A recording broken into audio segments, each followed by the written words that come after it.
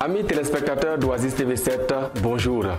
Bienvenue dans votre émission de voyage et de grandes découvertes, le pigeon voyageur. Notre pigeon voyageur nous amène aujourd'hui dans le monde des insectes. Nous parlons de la mouche cécée. La mouche cécée, communément appelée glossine, est un insecte piqueur avec une circonférence allant de 6 à 16 cm. Elle a la même taille que l'abeille. Ses couleurs varient du gris sombre au brun clair. La mouche cécée est officiellement et uniquement localisée en Afrique subsaharienne dans les zones à pluviométrie élevée. Le mâle peut durer jusqu'à 21 jours et la femelle jusqu'à 35 jours en tenant compte des facteurs d'humidité. La mouche cécée est vectrice de ce qu'on appelle la trypanosomiase ou la maladie du sommeil. La trypanosomiase est une maladie très dangereuse. Elle a pour cible générale le bétail et la population rurale. La trypanosomiase ou maladie du sommeil a comme conséquence un dysfonctionnement du sommeil chez l'être infecté.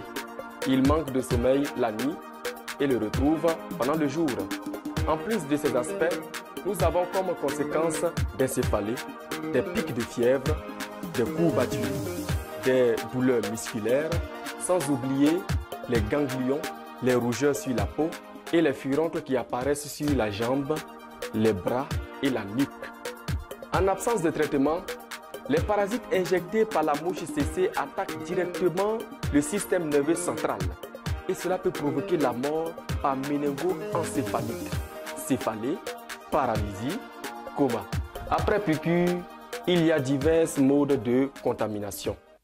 Nous notons deux types principalement. Il y a d'abord la voie mère-enfant et aussi la transmission par voie sexuelle.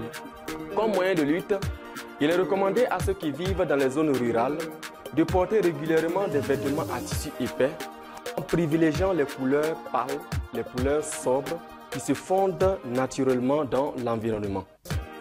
Il y a aussi cette technique démontrée par les scientifiques qui consiste à élever une colonie de mouches cécées mâles stériles, les relâcher dans la nature afin qu'ils s'accouplent avec des femelles sauvages pour qu'il n'y ait pas de descendance.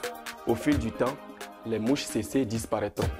Et pour le bétail, il faut régulièrement vaporiser des insecticides et aussi les faire contrôler régulièrement chez le vétérinaire. Notre pigeon voyageur a eu une bonne raison de nous apporter ce message. Il nous montre que toutes les mouches ne sont pas domestiques. Parmi elles se trouvent les mouches cécées.